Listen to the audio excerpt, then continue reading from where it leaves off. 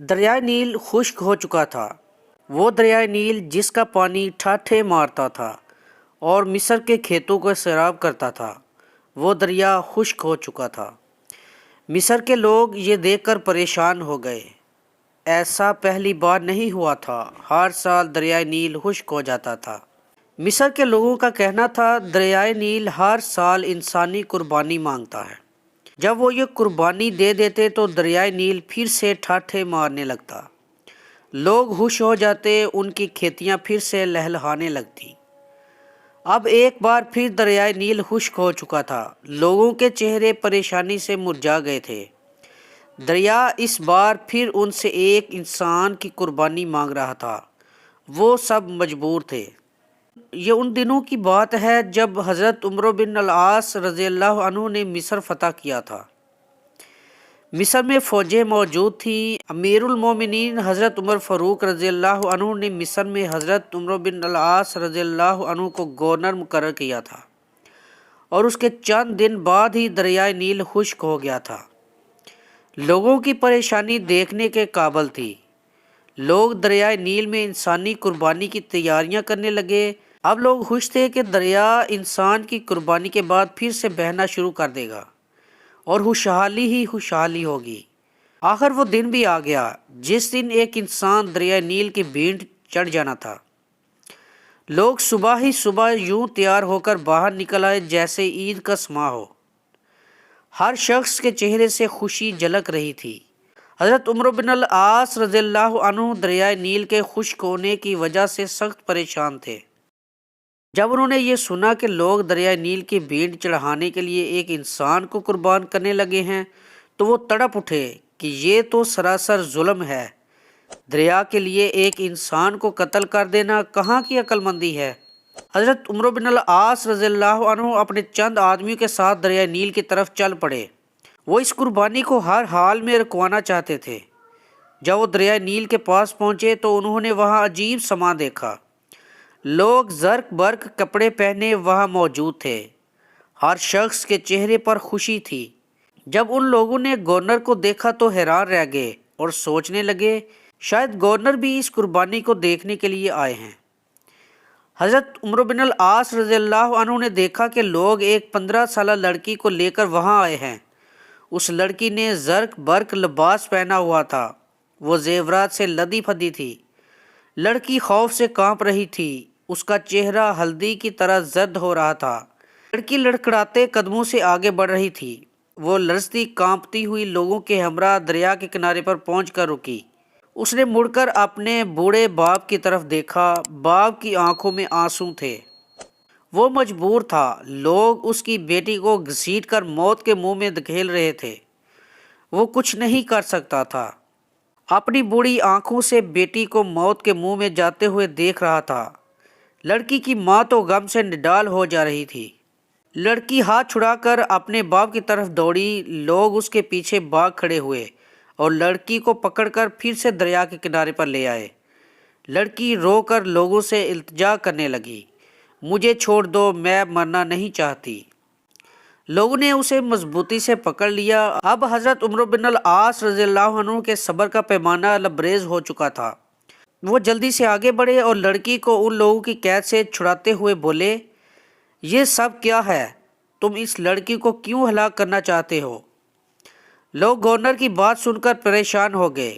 لڑکی بھاگ کر اپنے باپ کے پاس چلی گئی۔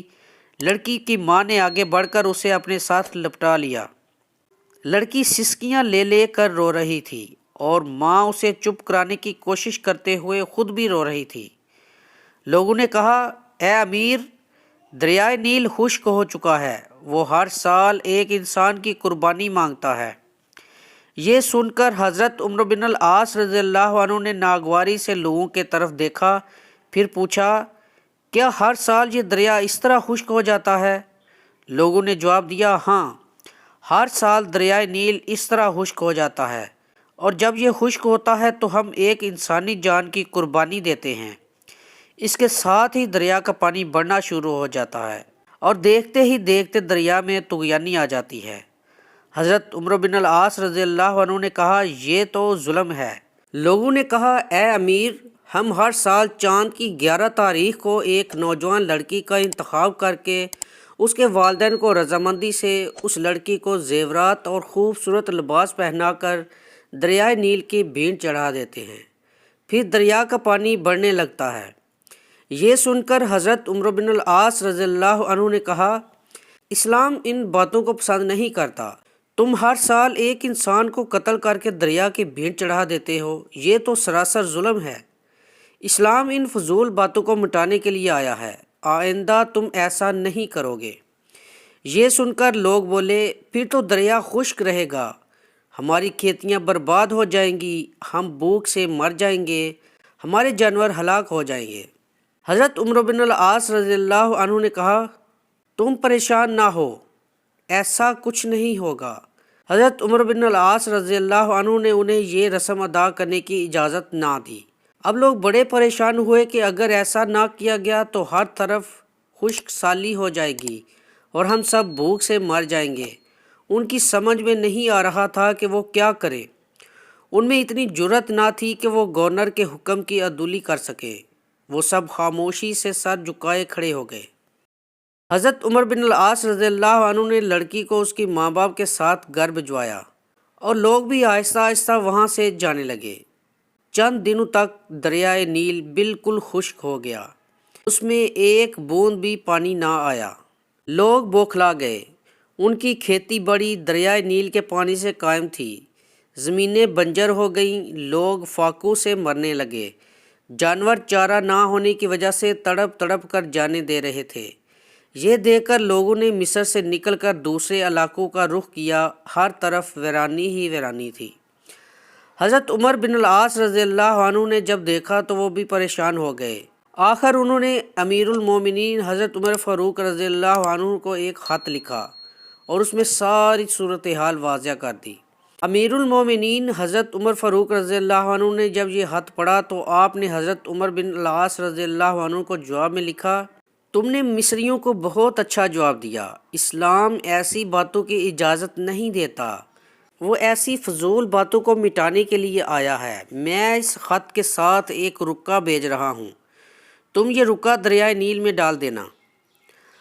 حضرت عمر بن العاص رضی اللہ عنہ کے پاس امیر المومنین حضرت عمر فاروق رضی اللہ عنہ کا خط پہنچا تو انہوں نے خط کے بعد وہ رکا بھی پڑھا جو دریائے نیل میں ڈالنے کے لیے تھا۔ اس میں لکھا تھا، یہ خط اللہ کے بندے عمر بن خطاب رضی اللہ عنہ کی طرف سے دریائے نیل کے نام ہے۔ اے دریا، اگر تو اللہ کے حکم سے بہتا تھا تو ہم بھی اللہ ہی سے تیرا جاری ہونا مانگتے ہیں، اور تو اللہ کے حکم سے جاری ہو جا، اور اگر تو خود اپنی مرضی سے بہتا ہے اور اپنی ہی مرضی سے رک جاتا ہے تو پھر تیری کوئی پرواہ اور ضرورت نہیں ہے۔ حضرت عمر بن العاص رضی اللہ عنہ نے یہ رکا دریائے نیل میں ڈال دیا اور واپس چلے آئے۔ جب صبح مصر کے لوگ بیدار ہوئے تو یہ دیکھ کر حیران رہ گئے کہ اللہ نے دریائے نیل کو اس طرح جاری کر دیا ہے، بلکہ اب تو دریا میں پانی بہت چڑھ گیا تھا اور دریا میں طغیانی آئی ہوئی تھی۔ لوگ یہ دیکھ کر خوشی سے چلا اٹھے، دریا جاری ہو گیا۔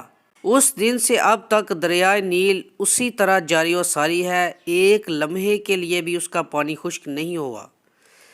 زینت کے خزانے کو الماس کہتے ہیں، لگے تڑپ پانی کی تو اسے پیاس کہتے ہیں۔ یوں تو سب کی پیاس بجھاتا ہے دریا، جو دریا کی پیاس بجھائے اسے عمر بن الخطاب کہتے ہیں۔ اگر ویڈیو پسند آئی ہے تو اسے لائک اور شیئر کر دیں، اور جنہوں نے چینل کو سبسکرائب نہیں کیا وہ چینل کو لازمی سبسکرائب کر لیں تاکہ آنے والی مزید اس طرح کی انفارمیٹیو ویڈیوز آپ کو بر وقت ملتی رہے۔ جزاک اللہ۔ اللہ حافظ۔